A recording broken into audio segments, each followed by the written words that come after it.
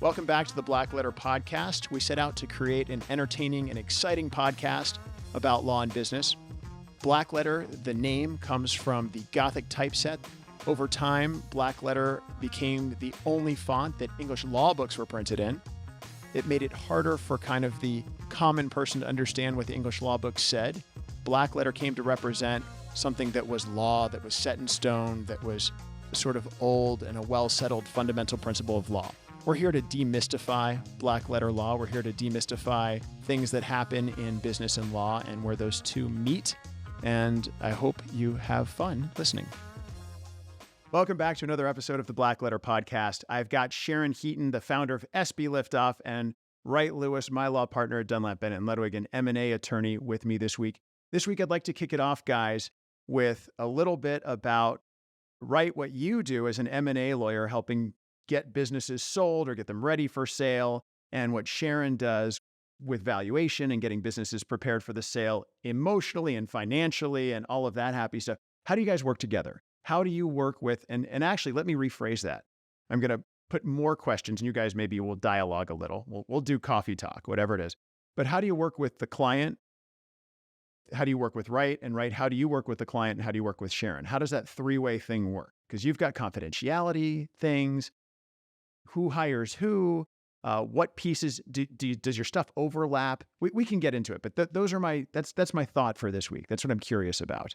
Basically, I mean, it goes both ways. Sometimes, Sharon will refer her clients that have come to her to help sell their business to our firm to represent them, usually around when we get around the LOI stage. Okay. Letter of intent. Right. So for everybody out there who's not a business lawyer. Sorry, Wright. Right. Yeah. No, as soon as they start receiving letters of intent, or maybe even the NDA stage, if they start receiving non-disclosure agreements, we'll get involved briefly there. But mainly we start to come in when they start to receive letters of intent and they're seriously starting to negotiate those letters.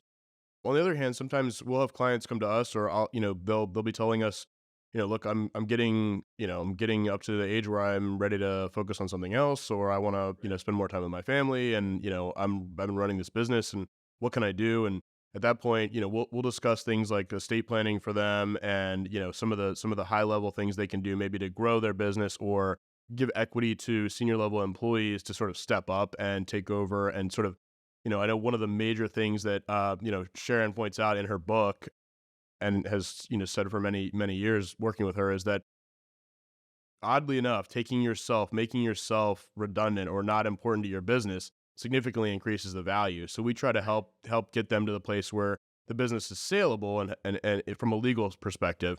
And then Sharon, we'll refer clients over to Sharon. She'll look at them, she'll look at the business, tell them what she thinks the valuation might be. What are you trying to get out of this? And here's what a realistic picture is of what you can get today. And then she puts together, I'm going to let her talk about it, but she puts together a confidential information memorandum and takes them to market and does it in a way is confidential and preserves their privacy. When a client comes to you and they say, I'm tired of running my business, I'd like to kind of back out. I've heard that from clients that I've said to you even.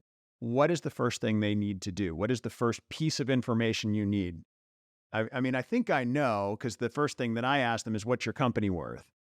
Right? And they all have opinions, but opinions are like, well, I won't say what opinions are like. Yeah. But opinions are like a certain body part. So tell me about that a little bit. If somebody comes to me and they're burnt out already, that's not a good sign. I mean, that to me, I'm like, all right, well, you better, find some energy here, because the part of getting your business from where you are today to exit is going to be double the work that you were doing before. So if you want to get to that point, get ready. You're going to have to double down. You want to grow into the sale. You don't want to, just like peter out and barely be able to hang on anymore. Grow into the sale. Trademark. Yeah. Right. Yeah. No, right, for sure. Yeah. So you want to grow into the sale. So you're going to have to put more effort in. And then I've heard this from numerous people. It may have come originally from Sharon, but running your business is a full-time job and selling your business is a full-time job. And so when you're doing both of those things, you now have two full-time jobs. So what's the first piece of information you need from them, though? And I'll ask Sharon, what's the first piece of information, since you're sending them to Sharon to do this memo, and tell me about the memo and what that is and how you do that. But what is that? Let me take a step back and talk a little bit about the players on an M&A team. As somebody who is a recovering attorney, Very often, companies will come to me and say, I'd like to sell my company. By the way, you're a lawyer. Can you do the legal work? And the answer to that is there are 3 different players in the sale of a company, and they're all very important. I think the M&A advisor is extremely important because we step over the commercial and financial line and the legal line and the accounting line. So we're kind of the quarterbacks of everything. Lawyers that we work with, like Wright, who we absolutely love working with, are sensitive not only to the legal issues, but to the personal issues that are going on in the life of that owner, recognizing that there's going to be glitches along the way, and people who don't have a lot of experience with M&A can get a little bit riled by those, and figuring out how to say to them, we've seen this before, it's okay. And the third party, and it's a little bit less important, is in fact the accountant. And the accountant comes in on a variety of issues. So it generally will start with, I'm thinking about selling my company. I want to first start off with why. If you want to sell your company because things are going badly, you've lost some contracts, you have an employee who's a pain in the neck, you just don't feel like the growth is there anymore, the excitement is gone. Okay, that's not the time to sell because nobody else wants to step into your problems. They want to step into your shoes. They don't want to buy a dirty house. They don't want to buy a clean house that's been decorated. They don't want to buy a house where the plumbing is leaking. Something pretty substantial. Okay. We refer to that as the owner's conundrum, that the owner should want to sell when things are going really well. You've just won contracts. Everything's going terrific. That's the time to sell. When things are not going well, that's the time to buckle down and fix your company. So I see these people often, not that the company's not going well, it's that they're now 61 and they maybe have kids who are out of the house, or maybe they have their first grandchild and they love their company and it's doing well. I've had 3 or 4 clients like this in the last 6 months. I think that and where were the referrals? Well, I think I sent them to you, actually. And they're government contractors and commercial IT companies, but that's kind of the typical person that I run into. And they're excited about selling their company, but the issue I run into is they don't know what their company's worth. They don't know how to sell it or who to talk to. And so we hear these words thrown around. I'd like to ask you guys to explain these words and what the difference is. We hear private equity, or I want to sell to venture capital, or I want to sell to my employees and I want to do an ESOP, which that's not what that's for. I know this, but let's talk about that. Because people are under a lot of misperceptions about how do you sell your company? How do you transition your company? What are the mechanisms? Let's start with what the process is. And the process is very rarely do business owners actually know the value of their company. They know what the value of the company that they want it to be.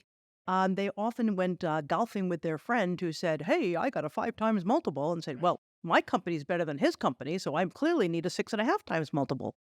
Those are not the way in which you value a company. So you start really by looking at the financials of the company and there's an art element to it and a science element to it. And the science element is figuring out net income, bringing that to EBITDA, getting to adjusted EBITDA, and that's all discussed in much greater detail in the book. That's kind of the science side. The art side is figuring out what's the right multiple. If you've got a company with $5 million of EBITDA and you have a 3 times multiple, that company's worth 15. But if you have a 6 times multiple, you now have a $30 million company on the same $5 million of EBITDA. Wow. Why do some companies get a 3 times and others get a 6 times? Well, there's a lot of factors that go into that. And you need to speak with people who are very knowledgeable about what's going on in the industry to understand the right multiple to be applied. So let me ask, this is my closing question for this segment about companies. What is the single biggest factor in moving that multiple? Is there such a thing? In GovCon, absolutely. No, there's not a single factor. Let me change Absolutely that. not. Yeah, No, there's no one factor. I like that. No. But it is a constellation of different factors.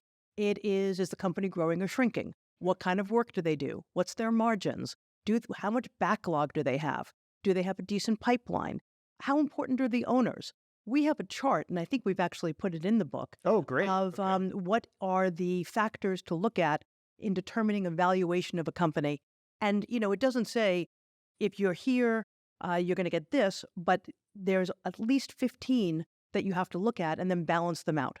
Okay. Well, I'm going to tell the listeners, the book's called LiftOff by Sharon B. Heaton, 12 Things to Know Before Selling Your Business. I think you can get it on Amazon. Yes, you can. So you can get it on Amazon. I flipped through it and read part of it, and I know Wright has read the whole thing in detail.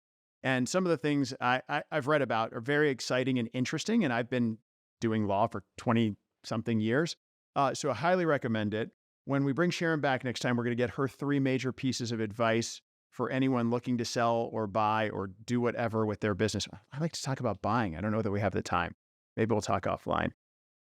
But yeah, Sharon, so we'll have you back, and Wright will have you back for our next episode. And let's talk about your 3 major points. Thanks for joining us on this episode of the Blackletter Podcast. Download us wherever you get your podcasts, iHeartRadio, Spotify, iTunes, all those happy things. And look, watch us on YouTube if you want to see our pretty faces. Thanks for joining us. That's all for today's episode of Blackletter. Thanks again for listening. Join us next time when we talk about more Blackletter issues in creative ways. Make sure you subscribe to the podcast so you never miss an episode, and check out our website at blackletterstudios.com.